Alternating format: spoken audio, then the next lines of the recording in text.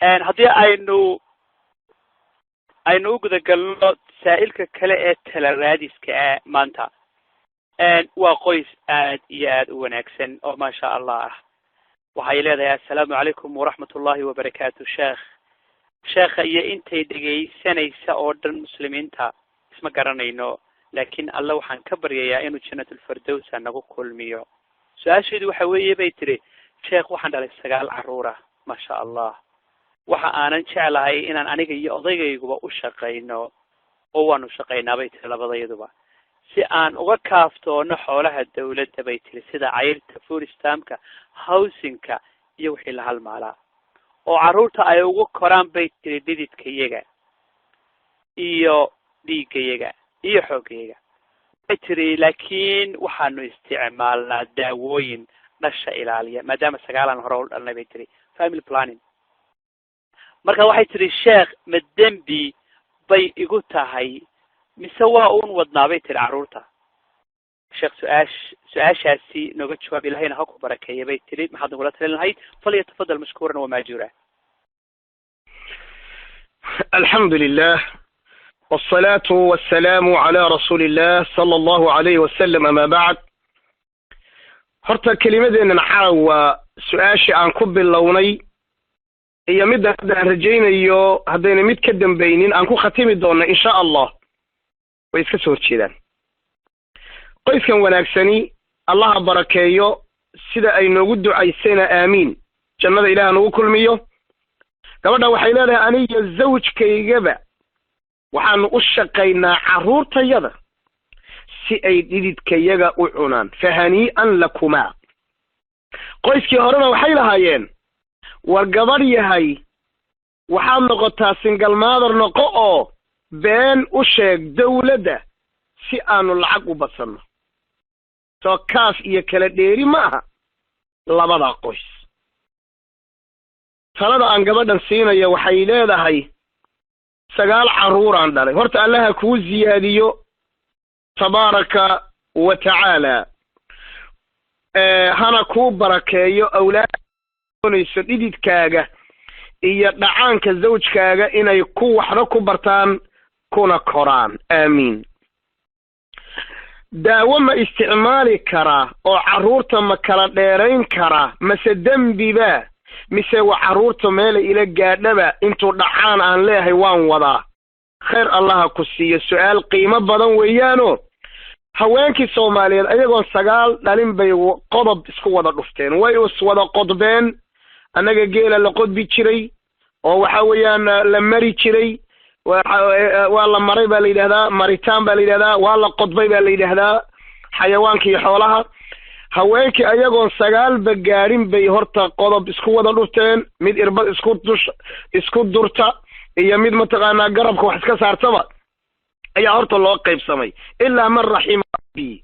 reer galbeedka aanu ku nool lahay baan qayb kala biyo cabnay sigaarkay cabayeen qiiqoodii baa sanka naga galay ayaguna hadda gablan bay ku dhow yihiin annaguna waxaan doonaynaa inaan sidooda gablanno nabiguna sal alay wasalam war guursada oo guurkana badiya awlaadana badiya umamka ayaan idinku faantamayaa marka ayuu nabigeenu leeyahay sala allahu calayhi wasalam awlaaduna waa nicmo weydiiya cidda awlaad ilaahay tabaaraka wa tacaala uusan nasiib ugu qorin aan weli nasiib u siinin ilaahay cid kasta oo wanaag iyo khayr aanu oga baryayno oo fara badan baa jire gabdho badan oo awlaad ilaahay inuu siiyo jecel baa jire annaguna aanu la jecelnahay ilaahay tabaaraka wa tacaala habeenkan fadligiisa iyo khayrkan fadligiisa iyo muslimiintan ducadoodaba ha ku siiyo tabaaraka wa tacaala kuwa khayr qaba awlaadu marka waa nicmo waa qurratul cayn waa kuwa ishu ay ku qabowsato bal reeruhu inay isdaa'imaan oo xayaatadoodu sii socoto qayb waxaa weyn qayb libaax xisatul asad waxaa ka qaata carruurta 2 indhoodoo waaweyn markaad subax walba adiga islaantaada iskula soo hor fadhiisataan islaantuna inay iska wareegtay marka dambe iska jeclaan odaygana meelaha nawaadiga la iskugu tago iyo masaajidadu iska aadi hadhowto noloshu xataa macaan badan ma yeelan karto guriga in lagu mantago oo lagu mataqaanaa iikeen baambar lagu bedelo oo gurigu wasakoobo ayaa fiican. noloshu qaabkaasayna mashquulku ay xayaatadu istimraariyadeedu ay ku socotaa. marka caruurta horta nicmadaas bay leedahay, ha lagu dadaalo. cid kasta oo ilaahay wanaagga siiyey, haweenku cumrigoodu waaba yar yahay, dhacaankooduna wakti kooban buuba socdaaba. inta uu dhacaanka ilaahay idin siiyey intaad wadi kartaan wada. amaa ma kala fogeyn karaa? waxaa iga horreeya shareecadeennu waxay aad u dhaleecaysay una diiday, qur'aan iyo xadiisba waxay diideen ilmaha in lala dagaalamo, dhalidooda lala dagaalamo, ayadoo ay ujeeddadu tahay maxaan siini, muxuuse cuni. walaa taqtuluu awlaadakum khashyata imlaaqin naxnu narzuqukum wa iyaahum. aayad kale alla uu leeyahy naxnu narzuquhum wa iyaahum wa iyaakum, naxnu narzuqukum wa iyaahum, iyo naxnu narzuquhum wa iyaakum. iyo ilaa axaadiis aad u fara badan oo nabigu uu noo sheegay sala allahu alay wasalam. horta ilmaha inaad dhahdo maxaan siini, horta taasi waa nahyi sariix oo qur'aani ah. waxyigaa dharbaaxa ku dhuftay diiday, waana shaqo gaaleeda. horta taa wayna meesha ka baxdaa. inta haddaan fahamno, waxaa ii soo hadhay tartiib iyo kala fogeyn iyo kala dheerayn iyo kala korin iyo xanuun iyo cudur iyo cudurdaar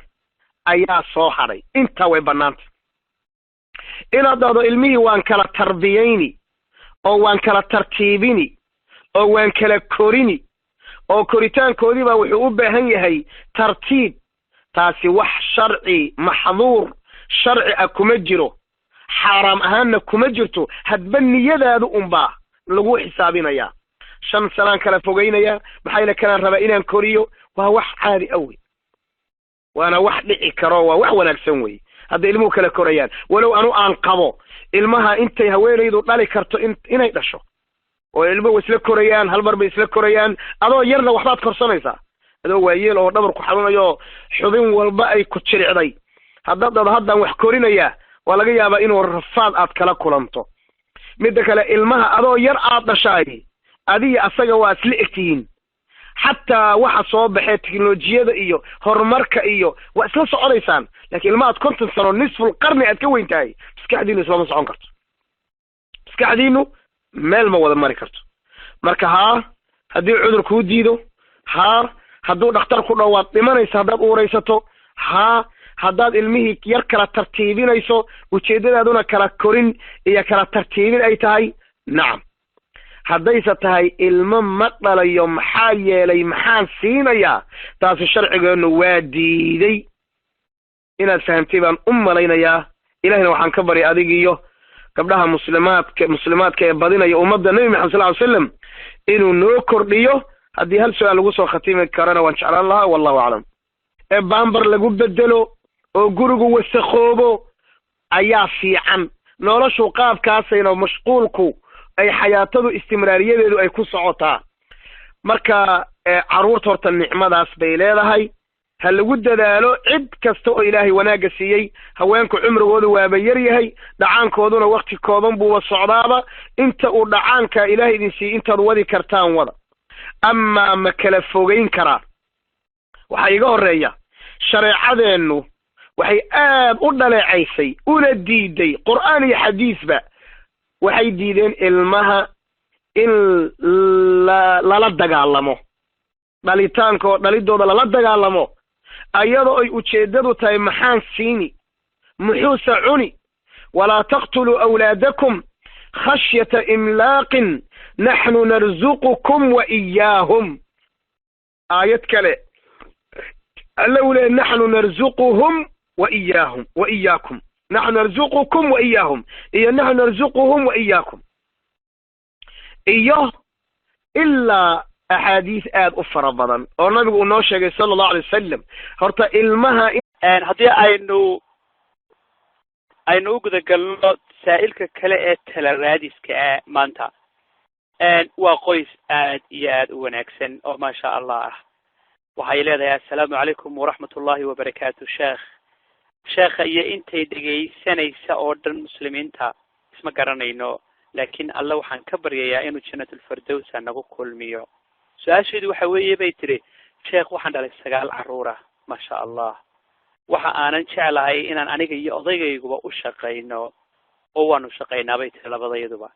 si aan uga kaaftoono xoolaha dawladda bay tiri sida cayrta food stampka housingka iyo wixii la halmaalaa oo caruurta ay ugu koraan bay tiri dhididkayaga iyo dhiigayaga iyo xoogayga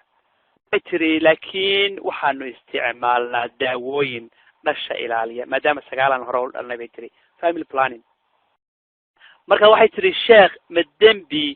bay igu tahay mise waa uun wadnaa bay tiri caruurta sheekh su-aashaasi nooga jawaab ilahayna ha ku barakeeya bay tiri maxaad nagula talin lahayd falyatafadal mashkuuran wamaajuura الحمد لله والصلاة والسلام على رسول الله صلى الله عليه وسلم أما بعد horta kelimadeenna caawa su-aashii aan ku bilownay iyo midda aan rajaynayo haddayna mid ka dambaynin aan ku khatimi doonno insha allah way iska soo horjeedaan qoyskan wanaagsani allaha barakeeyo sida ay noogu ducaysayna aamiin jannada ilaaha nagu kulmiyo gabadha waxay leedahay aniga zawjkaygaba waxaanu u shaqaynaa carruurtayada si ay dhididkayaga u cunaan fahanii'an lakumaa qoyskii horena waxay lahaayeen war gabadh yahay waxaad noqotaa single mother noqo oo been u sheeg dawladda si aanu lacag u badsanno soo kaas iyo kala dheeri ma aha labadaa qoys talada aan gabadhan siinayo waxay leedahay 9 caruuraan dhalay horta allaha kuu ziyaadiyo tabaaraka wa tacaala hana kuu barakeeyo awlaadonayso dhididkaaga iyo dhacaanka zawjkaaga inay ku waxna ku bartaan kuna koraan aamiin daawo ma isticmaali karaa oo carruurta ma kala dheerayn karaa mase dembiba mise waa carruurta meela ila gaadhaba intuu dhacaan aan leeyahay waan wadaa khayr allaha ku siiyo su-aal qiimo badan weeyaano haweenkii soomaaliyeed ayagoon 9 dhalin bay qodob isku wada dhufteen way is wada qodbeen annaga geela la qodbi jiray oo waxa weeyaan la mari jiray waa la maray baa la yidhahdaa maritaan baa la yidhahdaa waa la qodbay baa la yidhahdaa xayawaanka iyo xoolaha haweenkii ayagoon 9 gaadhin bay horta qodob isku wada dhufteen mid irbad isku durta iyo mid mataqaanaa garabka wax iska saartaba ayaa horta loo qaybsamay ilaa man raxima rabbi reer galbeedka aanu ku noolahay baan qayb kala biyo cabnay sigaarkay cabayeen qiiqoodii baa sanka naga galay ayaguna hadda gablan bay ku dhow yihiin annaguna waxaan doonaynaa inaan sidooda gablanno nabiguna sal ly wasalam war guursada oo guurkana badiya awlaadana badiya umamka ayaan idinku faantamayaa marka ayuu nabigeenu leeyahay sala allahu calayhi wasalam awlaaduna waa nicmo weydiiya cidda awlaad ilaahay tabaaraka wa tacaala uusan nasiib ugu qorin aan weli nasiib u siinin ilaahay cid kasta oo wanaag iyo khayr aanu oga baryayno oo fara badan baa jire gabdho badan oo awlaad ilaahay inuu siiyo jecel baa jire annaguna aanu la jecelnahay ilaahay tabaaraka wa tacaala habeenkan fadligiisa iyo khayrkan fadligiisa iyo muslimiintan ducadoodaba ha ku siiyo tabaaraka wa tacaala kuwa khayr qaba awlaadu marka waa nicmo waa qurratul cayn waa kuwa ishu ay ku qabowsato bal reeruhu inay isdaa'imaan oo xayaatadoodu sii socoto qayb waxaa weyn qayb libaax xisatul asad waxaa ka qaata carruurta 2 indhoodoo waaweyn markaad subax walba adiga islaantaadii iskula soo fadhiisataan islaantuna inay iska wareegtay marka dambe iska jeclaan odaygana meelaha nawaadigee la iskugu tago iyo masaajidadu iska aadi ha dhowto noloshu xataa macaan badan ma yeelan karto guriga in lagu mantago oo lagu mataqaanaa iikeen